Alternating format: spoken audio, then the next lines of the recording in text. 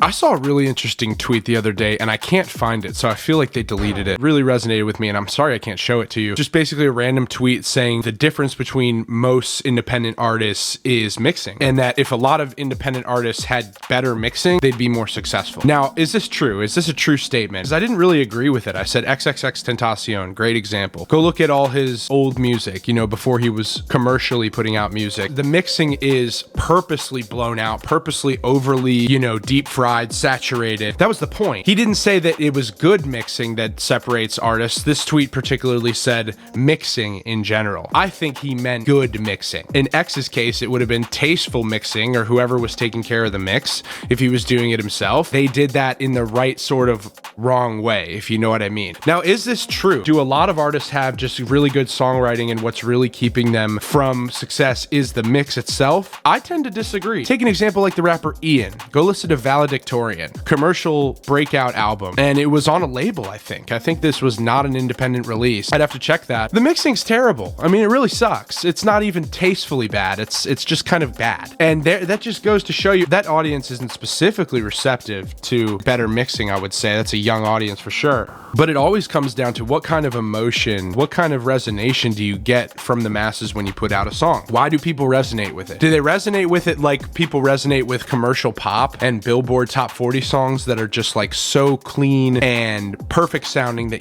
there's nothing out of place or out of line at all? I mean, that's why a lot of people don't listen to that. And if the mix is perfect, there's a certain type of record where you want a Jason Joshua perfect mix. And that's going to be like a Justin Bieber. You know, Justin Bieber's 10th album or whatever is going to have like perfect mixing by the best mix engineers. If Bieber dropped some low fidelity stuff, it would have to be like an untitled, unmastered thing where you're going out of your way to say, this is rough, this is how I want to present this to the world. So at the end of the day, the reason why I do mixing tutorials, the reason why I break down mixing tips on YouTube is to give people an idea of the possibilities. If they open up their mind and they are more privy to the kinds of sounds they can create, if they know what they're doing with their tools. Because sometimes you want your vocal buried in the back. Sometimes you want your vocal overly sidechained to the bass line. Actually, that's very common. What I will say is bad mixing all around is a bad look. And unless the brand and the swagger and the kind of energy overpowers a bad mix, you're not going to get a good result. By default, if the music is just sitting above average, I would say that most people gravitate towards a better mix. That's just, a better mix is mathematically what your ears and your brain as a human are designed to hear. If you hear a kick and a bass that are well mixed, the volume levels of each and, you know, the certain frequencies are arranged mathematically so that your ear perceives it, you know, in this kind of like perfect way. And on a Bieber record, that's what you come to expect. And if it doesn't sound like that,